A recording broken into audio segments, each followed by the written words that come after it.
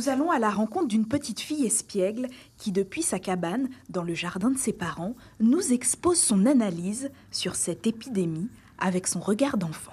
Bonjour. Bonjour. Alors dis-moi, comment tu t'appelles ? Je m'appelle Keina, bienvenue dans ma cabane. C'est là que je joue depuis qu'on n'a plus l'école, depuis que le confinement a commencé. Et je pense que le coronavirus, c'est un virus très contagieux.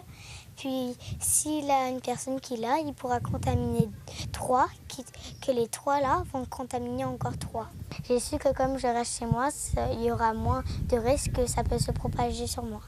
Elle joue avec sa petite sœur et cuisine des recettes imaginaires en essayant de ne pas oublier les gestes barrières. Et c'est embêtant de te laver les mains plusieurs fois par jour ou bien ça va ? Tu fais l'effort ? C'est vraiment embêtant, mais parfois je me dis, mais non, il faut faire quand même un petit effort parce que si j'attrape ça, ce sera de ma faute et pas de la faute de mes parents. Je suis à Makouria, sur la route de la Karapa, et nous allons à la rencontre de Maïlan et de Malia. Ils sont frères et sœurs, et leur mère est infirmière en première ligne dans cette épidémie.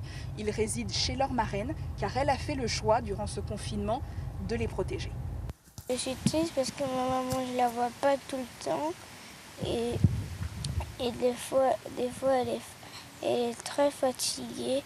Et des fois, au bout d'un moment, elle a envie de venir nous garder et rester un petit moment avec nous.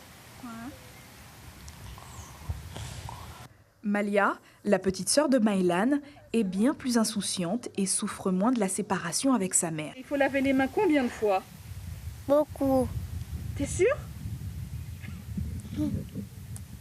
Beaucoup comment ? 1 fois, 10 fois, 1000 fois ? 1000 fois. Leur univers a été chamboulé en termes d'espace, de contact physique ou par le changement de leurs habitudes. À leur manière, ces enfants se construisent en ayant conscience du danger. Suivez l'info sur Guyana Première, télé, radio et Internet.